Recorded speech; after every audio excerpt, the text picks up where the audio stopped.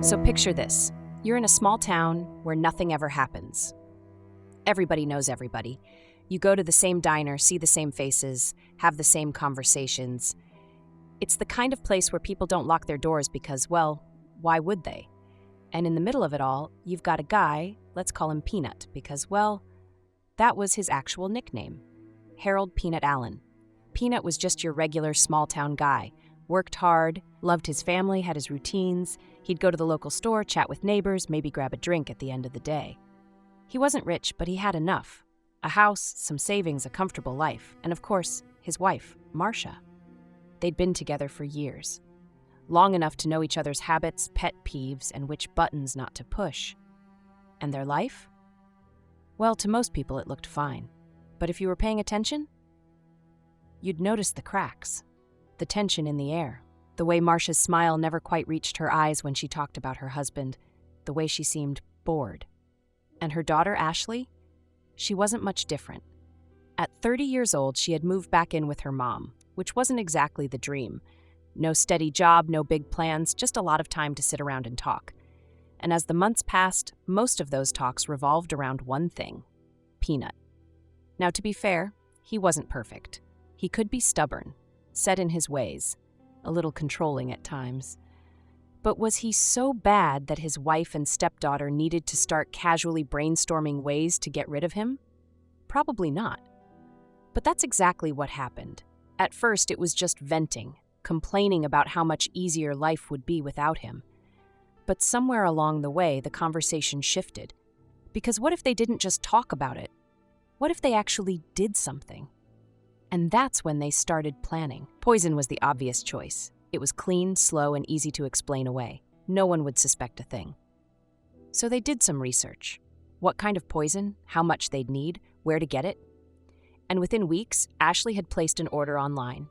Not for a gun, not for anything messy. No, she went with water hemlock, one of the deadliest plants in existence.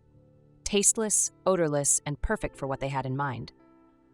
Now, all they had to do was find a way to get Peanut to eat it. First attempt? A bowl of chili.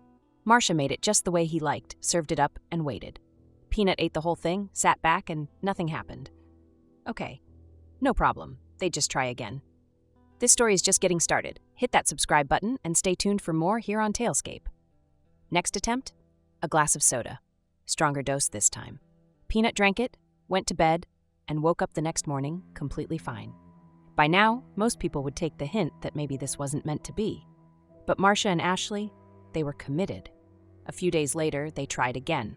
This time, a margarita. And yet again, Peanut just kept on living. At this point, the guy had unknowingly survived 3 murder attempts. Frustrated, Ashley decided it was time for something stronger. She went back online and ordered ethylene glycol. You might know it by its other name, antifreeze. Colorless, odorless, deadly. And this time, they weren't taking any chances. They mixed it into something simple, something Peanut would never suspect: a root beer float.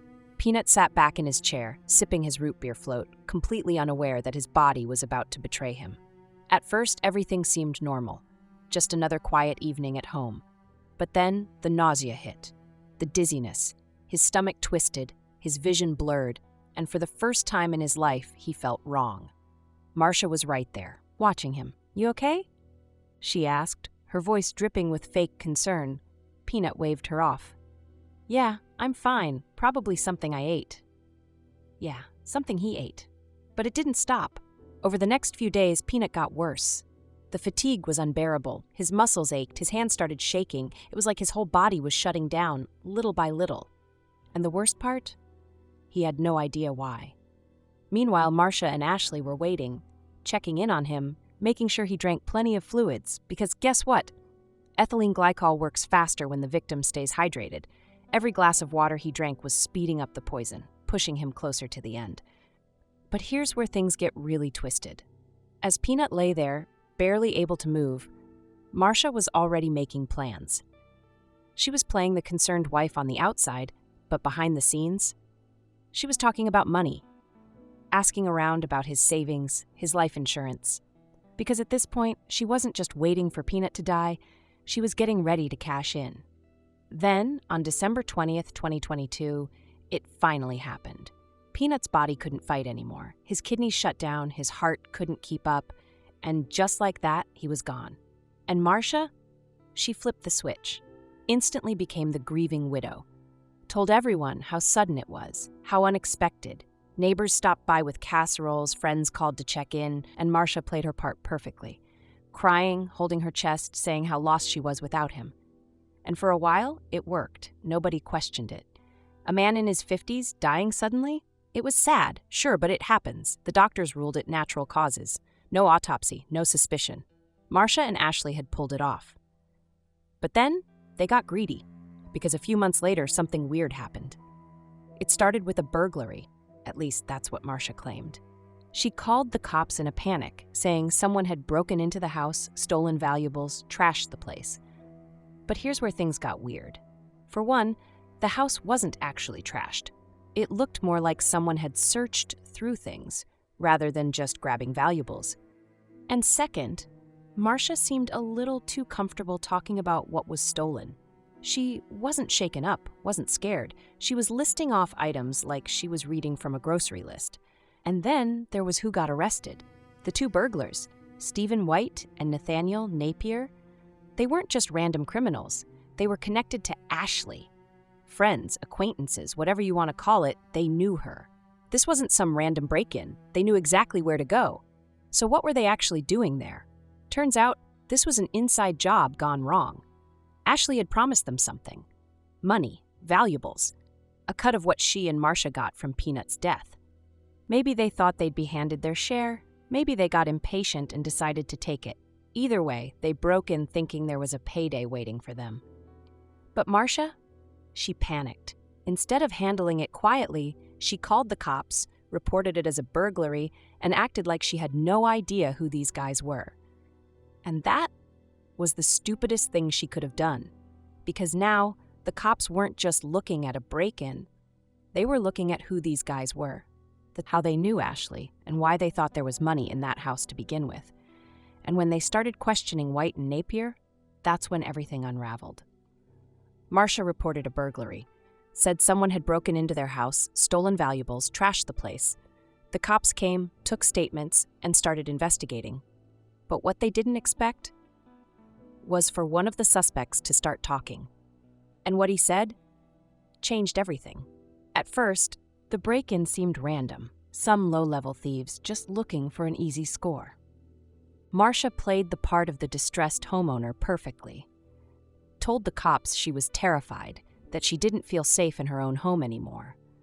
But what she didn't know was that one of the guys who got arrested wasn't interested in protecting her secrets.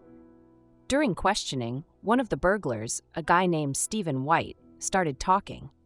Not about the break-in, about Peanut. Said he'd heard something way more interesting than stolen jewelry or missing electronics. Said that before Peanut died, Ashley had straight up told him Marsha poisoned him. That was all the cops needed. The burglary case took a back seat, and now they were digging into Peanut's death. And it didn't take long for things to get weird. First, they got their hands on Marsha's phone. And when they went through her messages, it was bad, because Marsha and Ashley, they had documented everything, every attempt, every plan, the chili, the soda, the margarita, all of it was there in plain text, like they were writing a murder diary. And the way they talked about it? Zero remorse. One message from Marsha, I don't think it's working. Ashley, maybe we need a higher dose. And the worst one? Marsha joking about how long it was taking. I wish it would just reach its climax and be done. LOL. At this point, the cops knew exactly what had happened. Peanut didn't die of natural causes. He was systematically poisoned over the course of weeks by his own wife and stepdaughter. But here's the thing. Marsha had no idea she was being investigated. So while the cops were gathering evidence, she was just living her life, going out, running errands, spending Peanut's money, thinking she had gotten away with it. Then, one day, there was a knock at the door. Marsha answered, and the moment she saw the cops standing there, her face dropped. She wasn't arrested yet, but she was questioned. And for the first time since Peanut's death, she panicked, because she knew they had her. Then just days after that conversation, Marsha Allen killed herself. No note, no confession, just the ultimate escape from facing what she had done. And Ashley? She didn't get that luxury. She was arrested, charged with Peanut's murder, and when the prosecution saw just how much evidence they had, they didn't hold back. 5 counts of attempted murder, 1 count of actual murder, and a possible life sentence without parole. From the outside, it looked like a perfect crime, a slow, undetectable poisoning that would leave no trace. But in the end, it wasn't a detective or a medical examiner or some random autopsy that blew the case open. It was a burglary, and a guy who just couldn't keep his mouth shut. Thanks for tuning in to Talescape. Don't forget to like, comment, and subscribe for more stories where ambition meets chaos and sometimes history.